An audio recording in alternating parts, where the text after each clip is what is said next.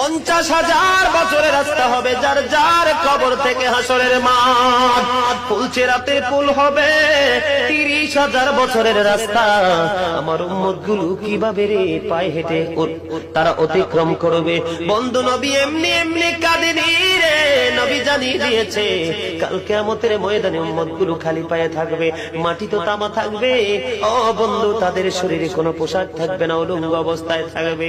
এমন মা আয়েশা প্রশ্ন করলো, গো প্রাণের নবী, জানতে মনে চায় নবী গো, এই যে আপনার উম্মত গুলো উলঙ্গ অবস্থায় খালি পায়ে সবাই থাকবে গো নবী, তারা কি নারী পুরুষ একসাথে? কয় হ্যাঁ, নারী পুরুষ একসাথে।